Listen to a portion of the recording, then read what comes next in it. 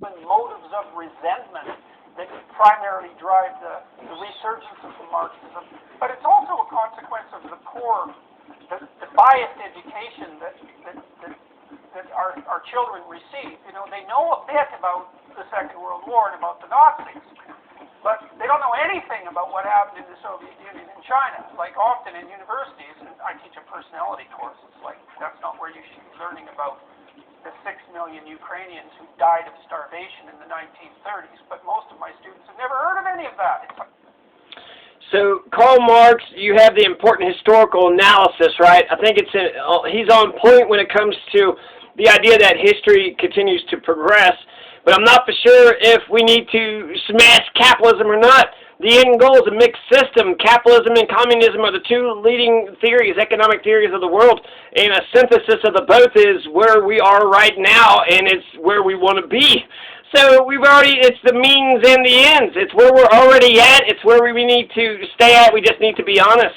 When it comes to the public libraries, when it comes to the public roads and the fire departments, when it comes to Social Security and food stamps, this is government. This is government. This is socialism. And if you don't like this kind of socialism, then you're not really a free market capitalist. And now are you?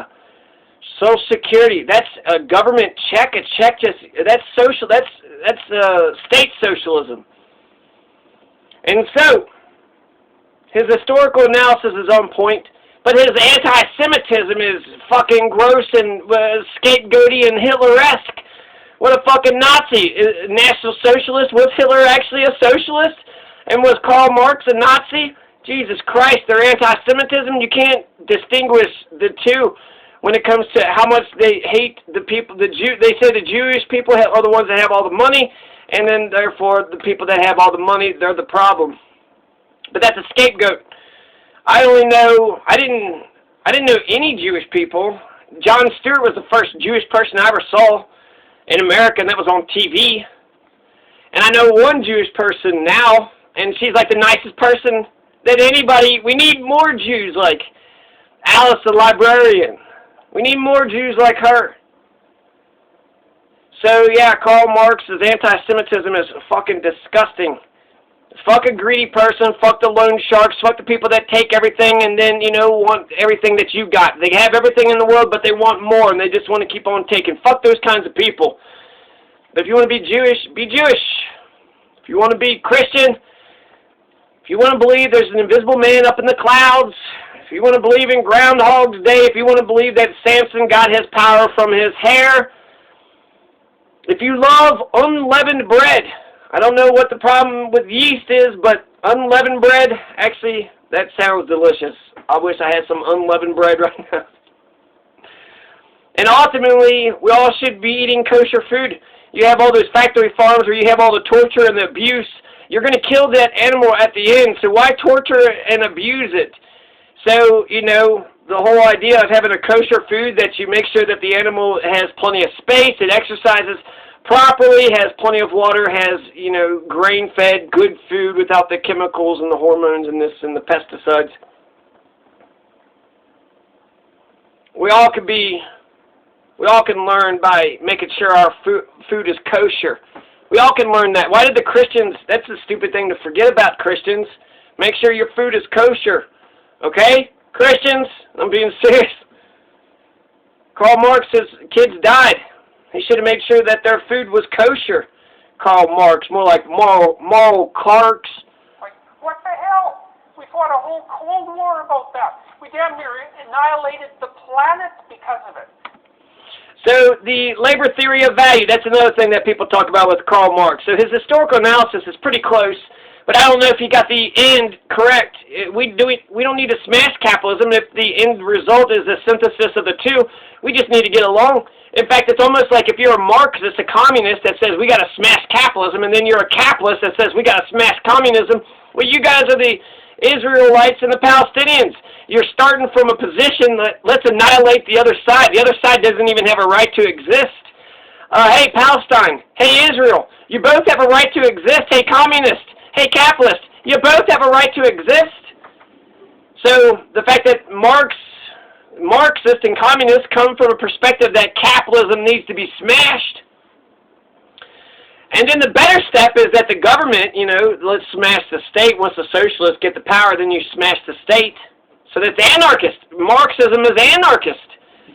How many anarchists know that? But the big thing about Marxism, the labor theory of value, apparently everything, he thinks that the price of goods and services, it's not what you can negotiate, it's the amount of labor that went into it. What was the amount of energy and labor, and that's the cost, the amount of labor. So how many hours did that person put into that thing that you just made there? That's the labor theory of value. How much does a good cost? Okay, you went and you produced a thing, right? A widget. You went and produced a Big Mac. So how much did that cost? Well, it cost the, 2 seconds it took to put it together. That's what Karl Marx would say. But Karl Marx never called this the labor theory of value. That's what it's called, the labor theory of value. That the price of goods and services is equal to the amount of labor that's put into it. That's Adam Smith. That's Adam Smith. That's classical economics. You don't need Marxism to know about the labor theory of value. All you need to know is about Adam Smith. Adam Smith said a lot of things. I mean, it's not just the labor theory of value that Adam Smith talked about. He was against mercantilism, too. So for his time, he was liberal. He's a classical economist now, but he was opposed to mercantilism. And all of a sudden, it's an inconvenient for the neo-Marxists to notice that the regimes of Stalin and Mao were brutal beyond comprehension. So how about if we don't talk about it? So there's lots of corruption that's driving this, but a huge part of it is resentment. And I think the worst emotions are resentment. The worst actions are resentment, deceit, and arrogance. He wrote an article about Abraham Lincoln. Karl Marx was an author. So I think in history, I think he's important for history. I think he's important to read. I think he's an important historical figure, and I think it's important to know who Karl Marx is and what he represented. But Karl Marx's legacy is intact. Communism is the leading economic theory. The specter of communism is still a threat. Karl Marx's place in history is sound. You don't have to rush out and defend a dead man, a guy that died over 100 years ago. So there's a couple good things, right? The historical analysis, how history progresses. He wrote an article about Abraham Lincoln, which was fantastic. His place in history is important. And so, since he came up with communism, right, the father of communism, you might want to listen to what his ideas are. Adam Smith is the father of capitalism, so if you want to understand capitalism, Milton Friedman would just be Adam Smith on crack, right, in terms of capitalist. I would start with Milton Friedman. Milton Friedman would be easier to learn capitalism than Adam Smith. But Adam Smith is the father of capitalism, so Adam Smith, right, you have a Milton Friedman to Adam Smith, so who is Karl Marx, right? I guess you got that second, you got Richard Wolff, so you could talk to modern-day Marxists, but to go back to actual Karl Marx, I think it's dumb. I think it's stupid.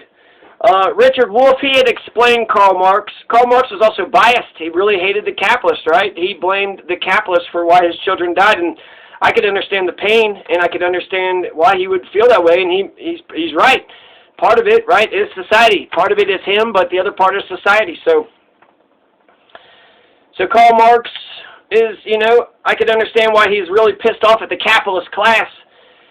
But Richard Wolff is going to explain that exploitation for Karl Marx was more of a clinical definition, not a literal definition. And exploitation is just, if a capitalist pays you $10 an hour, that means they think that you're worth more. That means they probably, in their mind, might think that you're worth like $50 an hour, and they're willing to spend $10 an hour because, they're going to exploit you. And that extra profit that they're going to get, they're going to pocket and take. So that's exploitation. They may pay you $10 an hour, but if they actually thought you were worth $50 an hour, they're exploiting you $40 per hour. Richard Wolff makes it sound like that's not really exploitation, but that's the word. And I feel like that is Karl Marx. He was about alienation, exploitation. The capitalist class are fucking evil as shit. They're going to alienate you. They're going to exploit you. And there's just going to be class antagonisms. And yet, when it comes to communist revolutions, it wasn't the capitalist countries. It wasn't the wealthy capitalist countries that had communist revolutions. The communist revolutions happened in the poor countries. It happened in China. It happened in Russia. It happened where there was a bunch of poor peasants that didn't know any better. And Cuba and Venezuela, right? So that's good. That's fine. I'm glad that, you know, it gained a foothold. But Karl Marx was incorrect. Karl Marx was trying to predict how history was going to unfold. And so Karl Marx was incorrect in terms of where communism actually, it wasn't the capitalist classes, it wasn't the working men of the world, working classes of the world, of those people, the poor classes, the working poor, they gathered together, but the working middle classes, I guess they were too good. And you get those three working together, boy, you've got a force that you better be careful with. It's dying off. What's Going that? away. I think Marxism is dying off or going away at all. I think he's getting stronger. I think that what's happened is that it's transmutated into this postmodernism and identity politics, which was really, really devious. Really devious. So Jordan Peterson, he likes to say identity politics, postmodernist, and Marxist. He likes to use Marxist as a catch-all phrase for all those weird lefties. The left, he's just trying to use postmodern. We're in the internet age. We're already in a postmodern. Jordan Peterson is a postmodernist, whether people are listening to him in the postmodern age. So he's a very important conservative voice in the postmodern era. And then when it comes to Marxism, I think he's correct that it's an old, outdated ideology. All the veneration around Karl Marx, I think, is bullshit and ridiculous. And, I guess I'm going to one-up on Jordan Peterson. Joel Magnuson is my leftist economist. I don't need Karl Marx to be a good socialist. I have my own understanding of socialism and communism. It's the two leading economic theories of the entire world. And Joel Magnuson is someone who says, okay, you got the economics, you got the capitalism, and then what do you do? So Joel Magnuson isn't very dynamic, but I found two books by economists in my journey of this world. So I'm going to pick Joel Magnuson, my leftist economist, for right now, because I need, I got Milton Friedman, and I need a leftist to have the balance. But I could see, me choosing somebody else. But Joel Magnuson is just as good as Karl Marx, if not better, because he's a modern economist, so he understands modern-day problems, and is probably biased with, you would like to think economics has advanced, so you'd like to think that he's probably, on the up and up with all the economic advances, of the 21st century. So I think Jordan Peterson is just using the postmodern, the Marxist, as an ugly catch-all term for the entire left. And frankly, he is a postmodernist, and Marxism, I think the veneration of Karl Marx has, run its course. I don't think it's necessary. And, understand Karl Marx, he's important to history, but frankly, he's an anti-Semitic, low-life piece of shit. I don't think Karl Marx was a Marxist. Was Karl Marx even a Marxist? You would understand the labor theory of value with Adam Smith. You can understand the oppression and, a poor person in a pure capitalist class, the exploitation, the alienation. I get you. It's fucking terrible and it's awful. And if you're, alone, then capitalism can make you feel even more alone. And then the biggest, I guess, criticism, and then I'll come back, but of Karl Marx is, as a father, he failed. As a father, he failed. Look at what happened to all of his kids. You're going to have like 2 or 3 of his daughters that's going to come back and kill themselves, which I guess you can't really control the adult life, and, times were tough back then. But he had several kids that died when they were really young. So he had, let's see, it looks like 6 kids: Eleanor Marx, Henry Edward Guy, Laura Marx, Jenny Marx. Now, there was 4 kids that died. So Henry Guy, Heinrich Guido, he's going to die at just about 1 year old. They call him Little Fox, Little Gunpowder Plotter, because he was born November 5th, 1849. And Karl Marx said that had Henry Guy had doctor care and money for medicine, his baby boy would have lived. So Karl Marx, let's see, Jenny is going to give birth to a daughter. She's going to die. So there's one, one kid's going to live for a year. one kid's going to die almost immediately. Then 1851, they're going to have the kid's going to get bronchitis and is going to die the next year. So another 1-year-old, Franzia. So you had 2, 3 kids. And then the worst one, the scariest one to me, right, stillborn, they're dying at 1, 2, kids are very, vulnerable at that age in the very beginning. But Karl Marx had a kid that died at 8 years of age. They're 8 years old. 8 years old. He's going to hate the Jewish people when, he didn't make sure that Edward had kosher food. Edward is going to die in his sleep, but he's going to die in his father's arms. And, that breaks my heart in the capitalist society. I get you, Karl Marx. You was pissed at the whole fucking world. Because look what these motherfuckers did. Nobody gave a goddamn flying fuck. Your kids just starved to death right in front of you. You could have done more. They could have done more. Everybody could have done more. But as a father, he failed. As a father, as a revolutionary theorist, Karl Marx's place in history is secure and fine. And there's, I like Jean-Jacques Rousseau. He wasn't a very good father either. So Karl Marx, his place in history as a revolutionary, he's timeless. Karl Marx is immortal. But as a father, he failed. He failed. As a father, as a mother, you're supposed to raise your children all the way up to 18, all the way up to adulthood. That's your job. That's your goddamn job.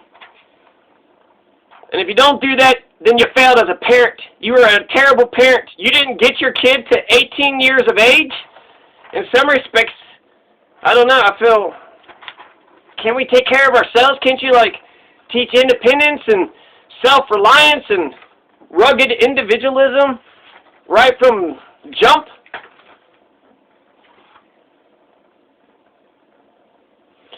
So, yeah, this is, I'm not going to embrace Marx because it was old as shit. He's an anti-Semite.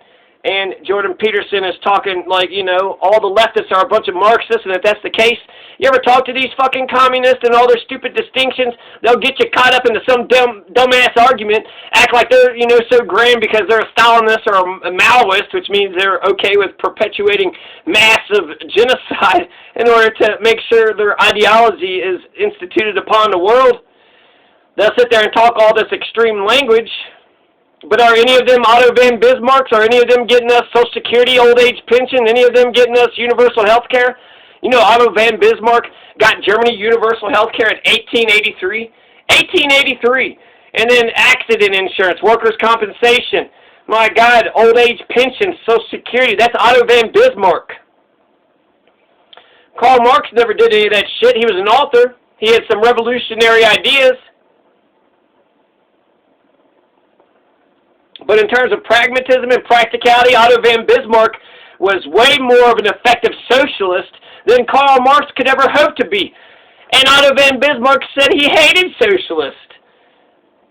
But his state socialism was very much ahead of the game, ahead of the curve. And, so, what's my point? I don't know. Get a haircut, Samson. What the fuck? And don't worship Karl Marx, moral carks.